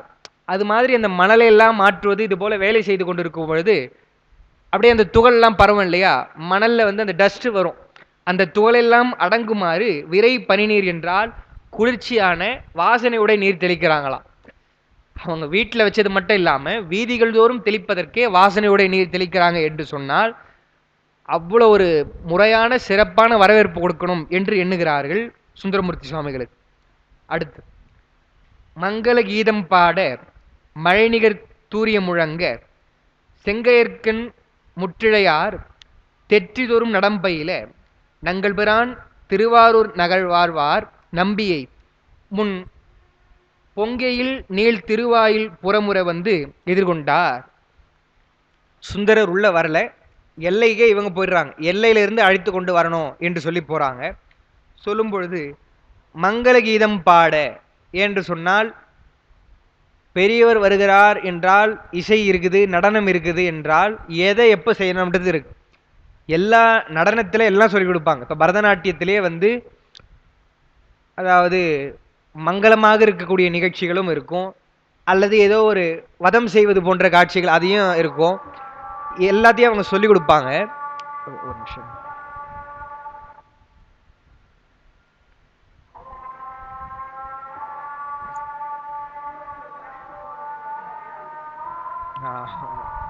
வடக்கு கோமொழி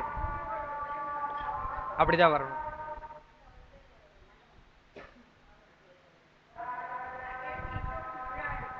ஓ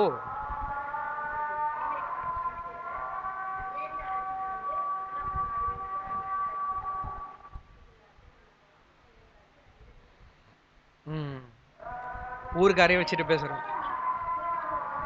ஆமா.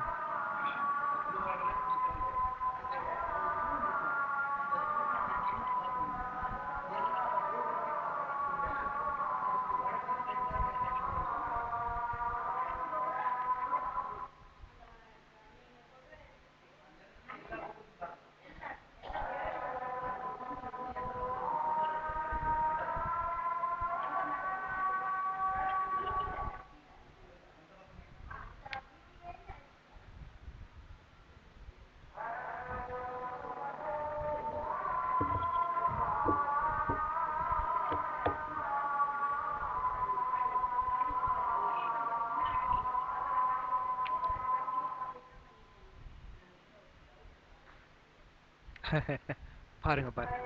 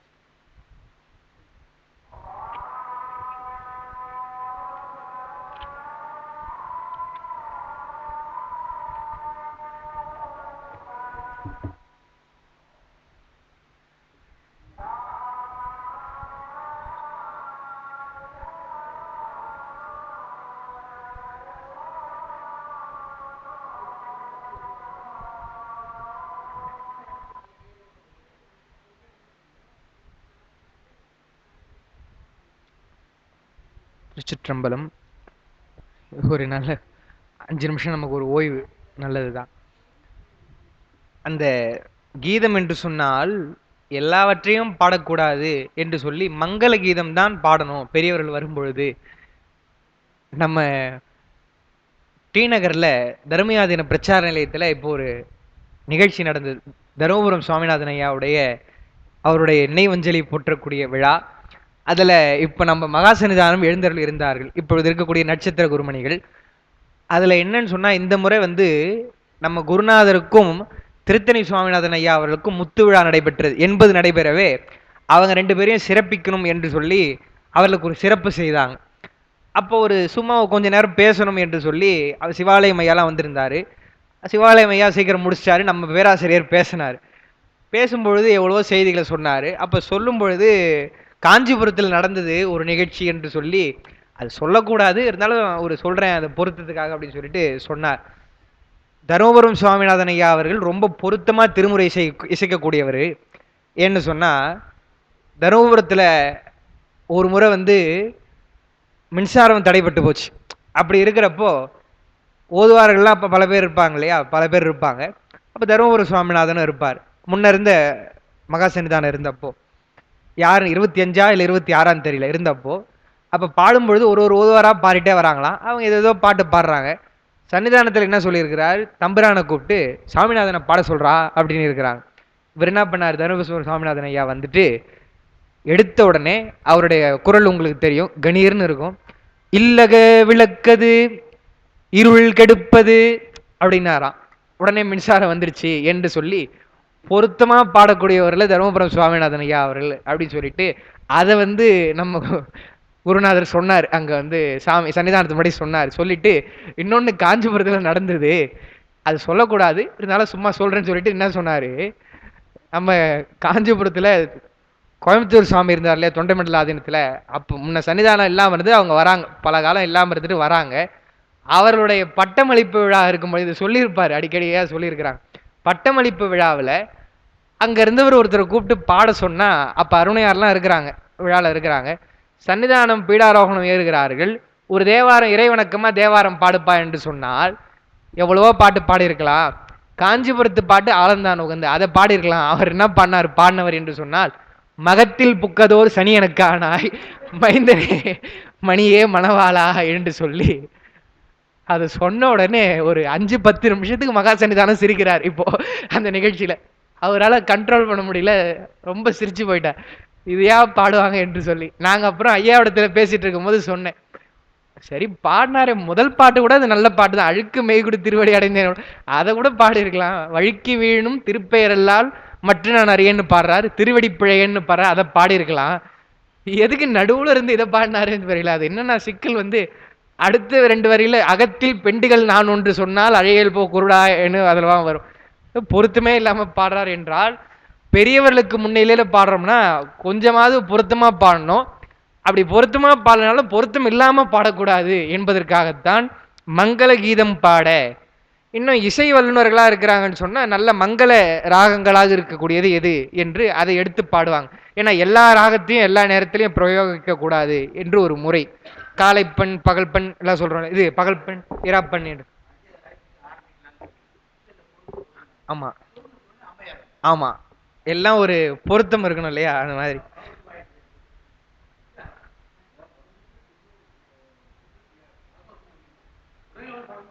ஆமா ஆமா, ஏன்னா நம்ம கொஞ்சம் மேல்நிலையில இருந்து படிக்கிறோம் இல்லையா, அதனால கொஞ்சம் ஆசுவாசப்படுத்தணும். 2 மாடி இல்லை அது. எனவே சுந்தரருக்காக மங்கள கீதம் முறையா யார் இசைக்கக்கூடியவர்களோ அவர்கள் பாடுகிறார்கள். மங்கள கீதம் பாட மழை நிகர் தூரியம் முழங்க, மழை என்றால் மேகங்கள் எல்லாம் முழங்கக்கூடிய அளவிற்கு, அந்த தூரியம் என்றால் வாத்தியம், மங்கள வாத்தியங்கள் எல்லாம் முழங்க, செங்கையல் கண் முற்றிழையார் தெற்றிதொரும் நடம்பையில. முற்றிழை என்றால் செய்தொழில் முற்றி அணிகலன்கள், இழை என்றால் இழைக்கப்படுவது தானே, அணிகலன்கள் எல்லாம் வந்து இழைத்து தானே செய்கிறாங்க, பொன் போன்றவற்றையெல்லாம். அப்போ ரொம்ப அருமையா இருக்கு, அவங்க அணிந்து கொண்டு இருக்கக்கூடிய அந்த ஆபரணமே அவ்வளவு தொழில்நுட்பத்தோடு இருக்கிறது என்று சொல்லி அதை அணிந்து கொண்டிருக்கக்கூடிய பெண்கள் அவர்கள் எல்லாம் தெற்றிதொரும் நடம்பையில. தெற்றினால திண்ணை தான், திண்ணைனா இந்த அமர்வதற்கு இருக்கக்கூடிய திண்ணை மாதிரி இல்லாம ஒரு சிறு மேடைகள் போல அப்பெல்லாம் அந்த வீதிகள்ல இருக்கும். ஏன்னா பெருமான் வரும்பொழுது அவங்கெல்லாம் ஆடுவாங்க பாடுவாங்க, அதற்கு என்று கலைஞர்களுக்கு என்று ஒரு இடம் இருக்கும் இல்லையா, அந்த இடங்கள்ல அவர்லாம் நடம்பையில. நங்கள்பிரான் திருவாரூர் நகழ்வாழ்வார் நம்பியை முன் பொங்கையில் நீள் திருவாயில் புறமுற வந்து அங்க திருவாரூர்ல இருக்கக்கூடிய அடியவரெல்லாம் என்ன பண்றாங்களா, நம்பி என்றால் சுந்தரர், சுந்தரரை எங்க போய் திருவாயில் புறமுறை, அதாவது அந்த எல்லையிலே போய் வந்து அவரை நம்ம அழைத்து கொண்டு வரணும் என்று சொல்லி எதிர்கொண்டு அழைக்கிறார்களாம். எதிர்கொண்டு அழைக்கும் பொழுது அதை எப்படி இருக்கு பாருங்க. இவங்க மாமி சொன்னாங்க இல்லையா, அந்த பாட்டு வந்து உம்பர் நாடு இழிந்தது என்றால் அது கீழே வந்ததா இல்லை அதை விட இழிந்ததா என்று, அது போல அது தமிழில் நம்ம 2 விதமா சொல்லலாம். அது மாதிரி பாடுவாங்க, பெரியவங்க தெரிஞ்சே தான் பாடுறாங்க. கொஞ்சம் மனசு கஷ்டப்படாம சொல்லணும், தேவலோகத்துக்கு வந்து விரும்புறவங்க யாரா இருக்கிறாங்க என்றால் உம்பர் நாடே கீழே வந்ததுப்பா அப்படின்னு சொல்லலாம். சொல்லணும் என்றால் உம்பர் நாடை விட இது உயர்ந்ததுன்னு சொல்லலாம் என்பது போல பாடுறாங்க இல்லையா. அது மாதிரி இங்க பாடுறார். என்ன பாடுறார், வந்து எதிர்கொண்டு வணங்குவார் முன் வன்தொண்டர் அஞ்சலி கூப்பி வந்து என்றால் என்ன பொருள், வந்து எதிர்கொண்டு அடியார்கள் வணங்குகிறார்களாம்.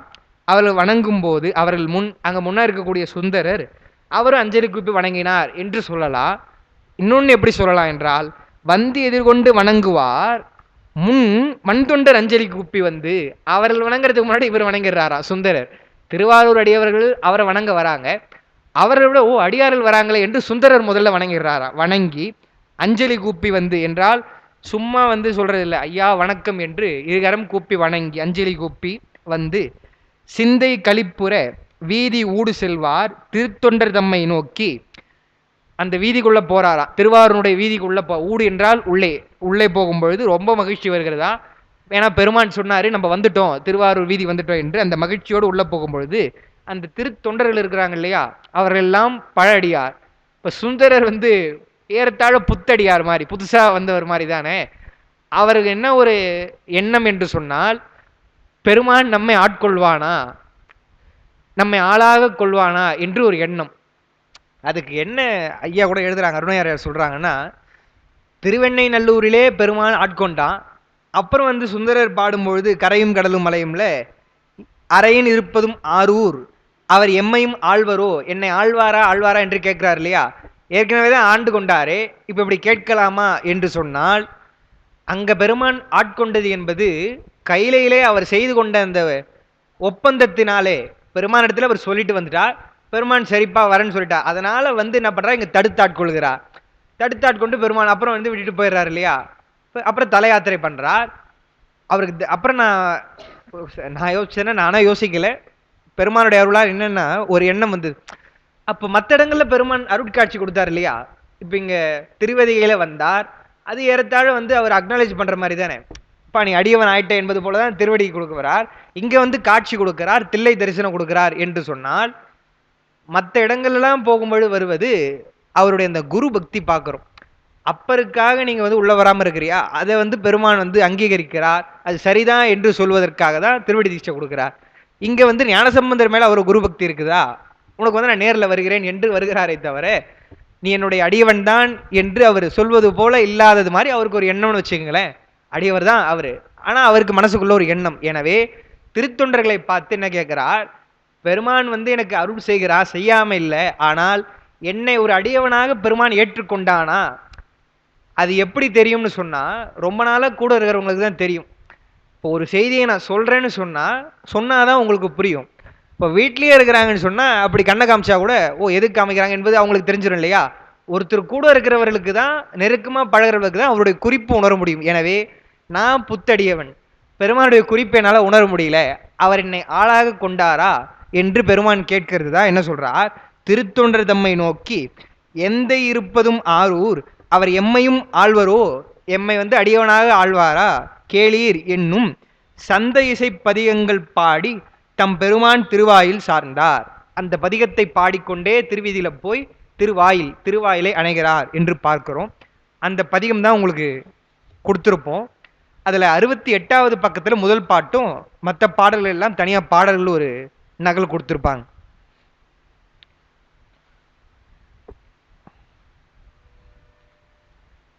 வழக்கம் போல அந்த முதல் பாடலை மட்டும் விண்ணப்பம் செய்துட்டு மற்ற விளக்கங்களை பார்க்கலாம். திருச்சிற்றம்பலம். பெரியவர்கள் இப்படி பாடுகிறார்கள் என்பதற்காக அவரு நம்ம நினைக்க கூடாது, அவருடைய அந்த எளிவந்த தன்மையினால அவங்க வந்து கேட்கிறாங்க, பெருமான் என்னை ஆட்கொள்வாரா என்று என்பதை நம்ம தெரிஞ்சுக்கணும். திருச்சிற்றம்பலம். கரையும் கடலும் மலையும் காலையும் மாலையும் எல்லாம் உரையில் விரவி வருவான் ஒருவன் உருத்திரலோகன் வரையில் மடமகள் கேள்வன் வானவர் தானவர்க்கெல்லாம் அறையின் இருப்பதும் ஆரூரவர் எம்மையும் ஆழ்வரோ கேளி.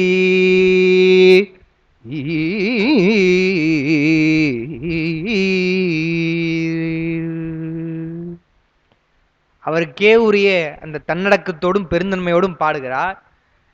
என்ன இரண்டு முறையிலே இந்த பதிகங்கள் அமையும். என்ன இரண்டு என்று சொன்னால், ஒன்று பெருமான் எனக்கு எவ்வளவோ அருள் செய்கிறான். இப்ப பதிகங்கள்லாம் பாடுகிறேன் இல்லை பேசுகிறேன் என்று சொன்னால் அது என்னுடைய வாக்கு அல்ல, பெருமானுடைய வாக்குதான் என்று சொல்லி, அப்படி எனக்கு அருள் செய்யக்கூடிய பெருமான் என்னை ஆட்கொள்ளலாம் அல்லவா என்று பெருமான் இப்படியெல்லாம் செய்திருக்கிறான், அவனுக்கு ஆளாவதற்கு அடியேன் தகுதியுடையவன் தான் என்று சொல்லுவார். அப்படி பாடுவார். ரெண்டாவது முறை என்ன சொல்லுவார், நான் உலகியல்ல அழுந்தி போயிருக்கிறேன், பொய் பேசக்கூடியவன் தான், சுத்தமா தகுதியே இல்லாதவன் என்று சொல்லி பெருமான் என்னையும் ஆட்கொள்வாரா என்பது போல தன்னுடைய ஆற்றாமையை வெளிப்படுத்தியும் பாடுவார். இரண்டு முறையிலும் பாடல் வரும். பதிகத்தை பார்க்கும் பொழுது உங்களுக்கு புரியும். முதல் பாட்டு கரையும் கடலும் மலையும் காலையும் மாலையும் எல்லாம் என்றால், அந்த எல்லாம் என்பதை ரெண்டு இடத்துல வச்சுக்கணும். எப்படின்னா, கரையும் கடலும் மலையும் எல்லாம், காலையும் மாலையும் எல்லாம் உரையில் விரவி வருவான் என்றால், கரை என்று சொன்னால் அந்த குறிப்பில் கொடுத்துருப்போம். உலகமே கடலால் சூழப்பட்டு தானே இருக்குது. எனவே இந்த நில உலகம் இருக்கு இல்லையா, நம்ம இருக்கக்கூடிய இடம், அதான் கரை. கரை என்று சொன்னால் ஏதோ கடற்கரைன்னு வச்சுக்கூடாது, அதிகமாக இருப்பதே உலகத்தில் தண்ணீர் தானே. எனவே கரை என்றால் நம்ம இருக்கக்கூடிய இடம், நிலம். அந்த கரையும், அப்புறம் கடல், இயல்பாக கடல், மலை, மலையும், காலையும் மாலையும் எல்லாம், எல்லா நேரத்திலும் எல்லா இடத்திலும் என்று பொருள். எல்லா இடத்திலும் பெருமான் உரையில் விரவி வருவான் என்றால், நான் பாடுவதெல்லாம் என்னுடைய பாட்டு அல்ல என்பது போலதான், என்னுடைய பாட்டிலும் சரி பேச்சிலும் சரி பெருமான் தான் கலந்து வருகிறான் என்று சொல்லி, அவன் வருகிறவர் யார் என்று சொன்னால் ஒருவன். ஒருவன் சொல்றார் பாருங்க, ஒருவன்னா ஒப்பற்றவன். ஒருவன் உருத்திரலோகன் என்று வருகிறது. அதாவது இதெல்லாம் உபச்சார வழக்குன்னு சொல்லுவாங்க. உருத்திரலோகன் என்றால் ருத்ரனுடைய உலகம் அல்ல, சிவலோகத்தை தான் சொல்றார்.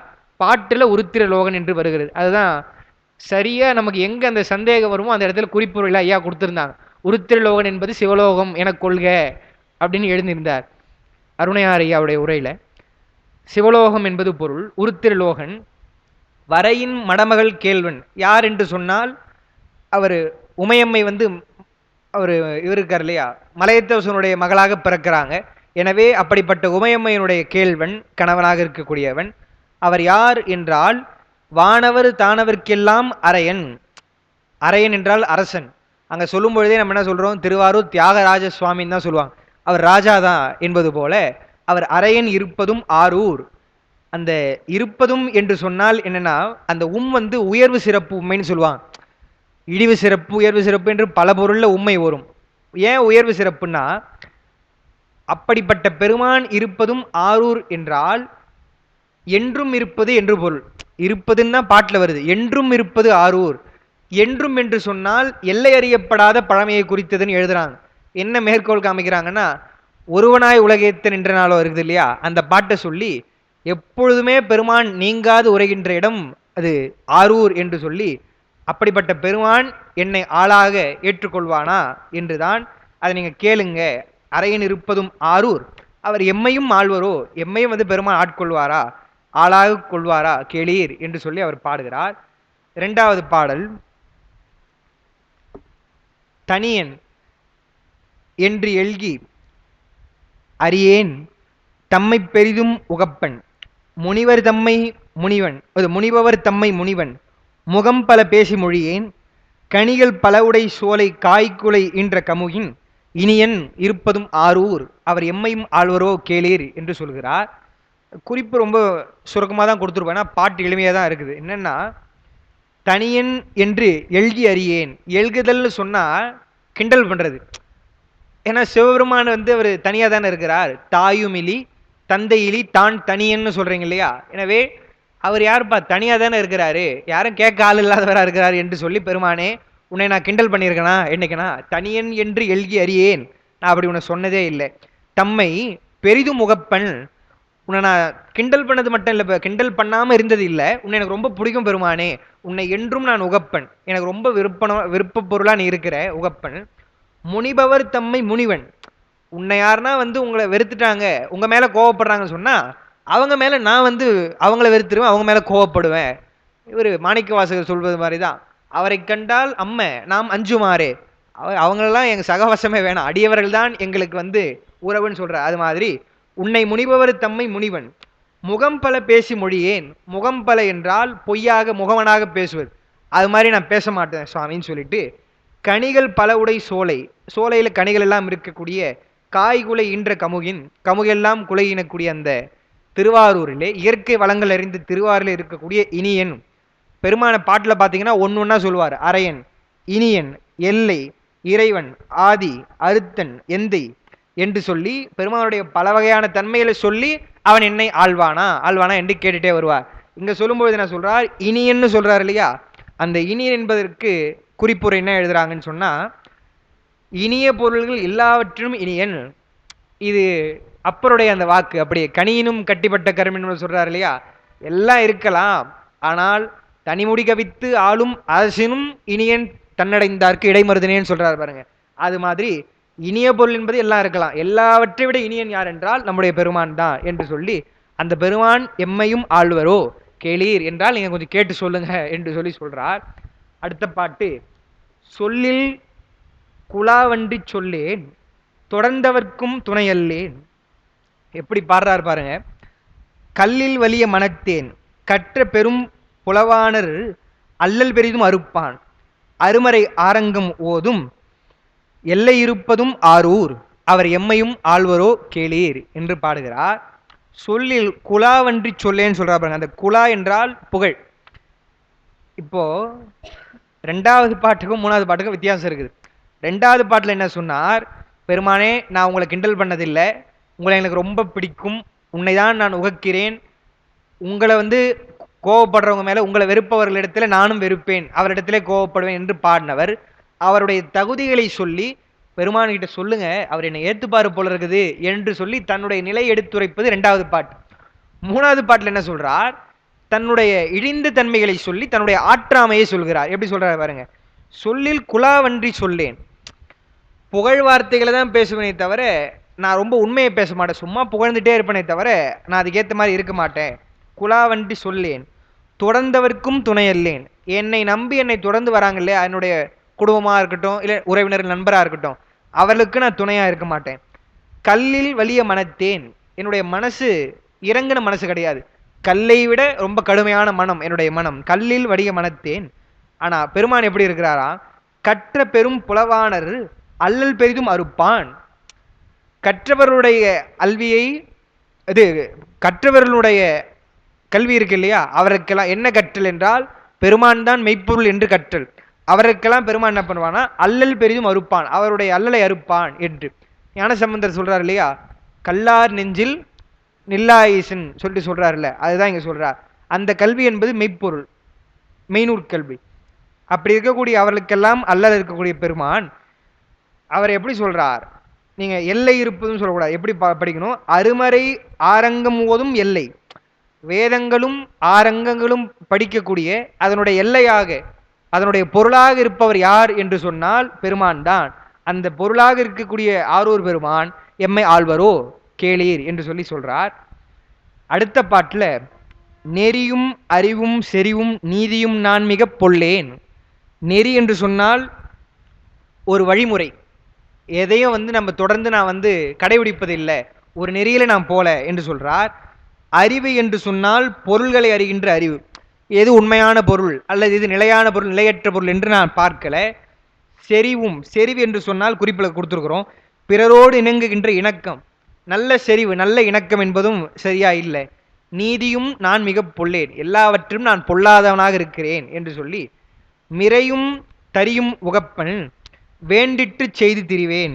அந்த மிரை என்றால் வருத்துதல், தரி என்றால் பிரித்தல் சொல்றான். என்னன்னா மற்றவர்களுக்கு ஏதாவது ஒரு வருத்தம் செய்வதையும் அவர்களை பிரிப்பதையும் துன்பம் செய்வதையும் தான் நான் செய்வேனே தவிர இஷ்டத்துக்கு நான் இருப்பேன். சொல்றாங்க இல்லையா, சித்தன் போக்கு சிவன் போக்குன்னு இருப்பாருன்றாங்க இல்லையா, அந்த மாதிரி என்னுடைய இஷ்டத்துக்கு நான் இருப்பேன்னு சொல்றார். அதான் சொல்றார், வேண்டிற்று செய்து தீவன் அப்படி போவேன் நான்.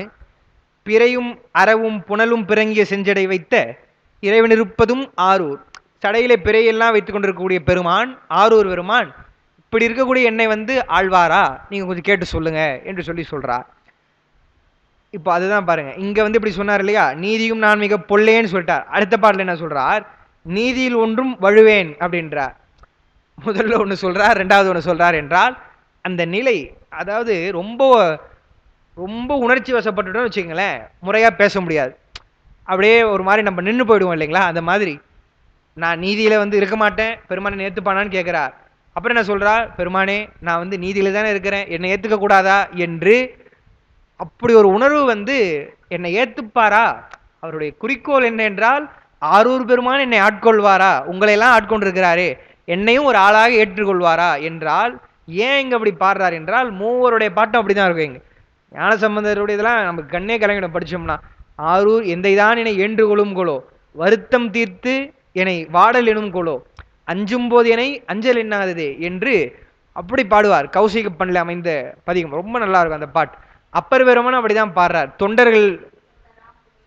தொண்டருக்கு தொண்டர் ஆம் புண்ணியம் என்றால் உங்களுக்கு அடியாரா சேர்த்துக்க வேணாம் பெருமானே, உங்களுக்கு அடியாரா இருக்கிறாங்க இல்லையா, அவர்களுக்கு தொண்டராக இருக்கக்கூடிய அந்த ஒரு புண்ணியத்தை எனக்கு கொடுப்பியா என்று சொல்லி அப்பர் பாடுகிறார்.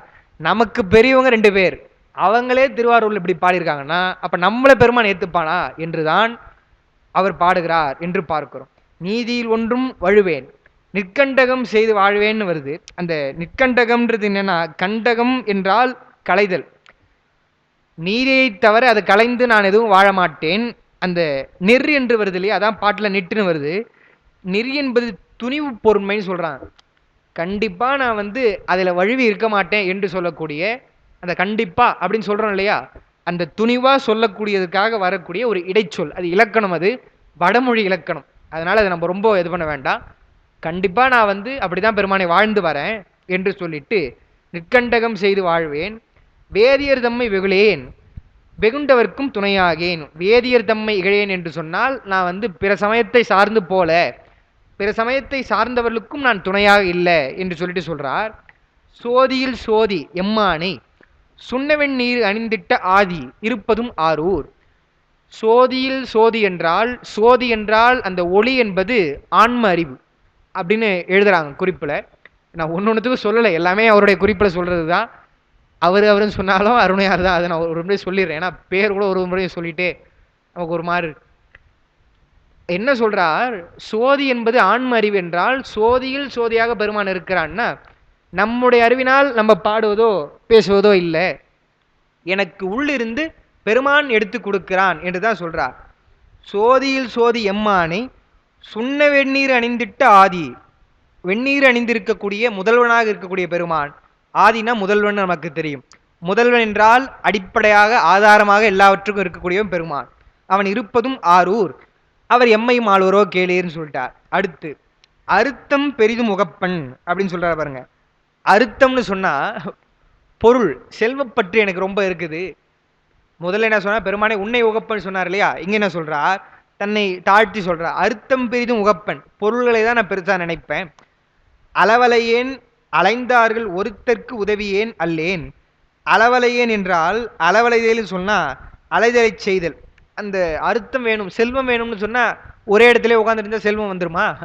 ஒரே இடத்துல உட்காந்துட்டு ஒரு லட்சம் ரூபாய் யாருக்குன்னா கொடுத்துட்டு எனக்கு செல்வத்தை என்ன பெருக்கி கொடுப்பாங்களா? செல்வம் வேணும்னா நம்ம தானே போய் உழைக்கணும், ரொம்ப சிரமப்படணும் இல்லையா? அதனால அளவலைத்தல் என்றால் அதற்காக பாடுபடுது.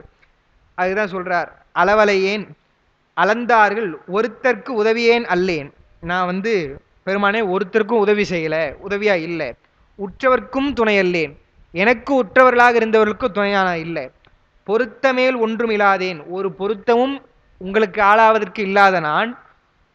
புற்றெடுத்து இட்டிடங்கொண்ட அறுத்தன், அவர் சுவாமியை சொல்லும் போதே வன்மீகநாதன் அவங்க சொல்லுவாங்க, நான் புற்றிடம் கொண்ட பெருமான்னு சொல்றேன் இல்லையா, அங்கதான் அப்படித்தானே இருக்கிறார் பெருமான் மூலட்டானத்திலே. அந்த பெருமானை சொல்லி அருத்தன்னு சொல்றாரு இல்லையா, அந்த அருத்தன் என்பது பொருள் தான், மெய்ப்பொருளாக இருக்கக்கூடியவன். இதெல்லாம் பொய்ப்பொருள், நான் பொய்ப்பொருளை தேடி போறேன், ஆனால் நீங்க மெய்ப்பொருளாக இருக்கிறீங்க, உங்களை நான் வரல இல்லையா உங்களிடத்துல, எனவே அந்த ஆரூர் பெருமான் எம்மை ஆழ்வரா என்று சொல்லி கேட்கிறார். சந்தம் பல அருக்கில்லேன் சார்ந்தவர் தம்மடி சாரேன் முந்தி பொறுவிடை ஏறி மூலகும் திரிவானே.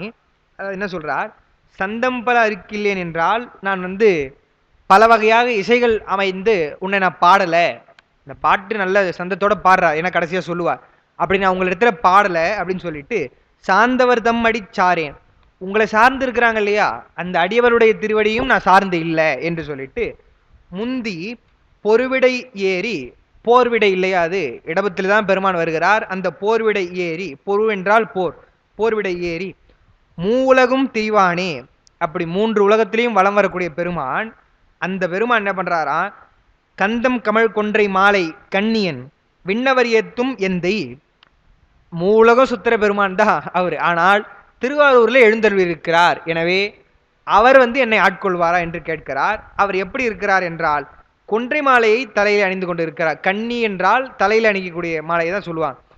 கண்ணியன் விண்ணவர் ஏத்தும் எந்தை, விண்ணவரெல்லாம் ஏற்றக்கூடிய பெருமானாக இருந்தாலும் அவர் என்னுடைய தந்தையாக இருக்கக்கூடிய அந்த பெருமான் எங்க இருக்கிறார், திருவாரூரில் எழுந்தருள் இருக்கிறார், அவர் எம்மை ஆழ்வரா என்று சொல்லி கேட்கிறார். அடுத்து நெண்டிக்கொண்டேயும் கலாய்ப்பன் நிச்சயமே இது திண்ணம், இங்க என்ன சொல்றார் குறிப்பு பாருங்க, இது 7வது பாட்டுல திரிவானே என்றதன் பின் ஆயினும் என்பது வருவிக்கன்னு சொல்றார். அதாவது அதை நம்ம சொன்னோம் என்னன்னா, அப்படி மூவுலகும் திரியிற பெருமான் தான் ஆயினும் திருவாரூரிலே எழுந்தருள் இருக்கிறான் என்பதற்காக அந்த குறிப்பு கொடுத்திருக்கிறாங்க.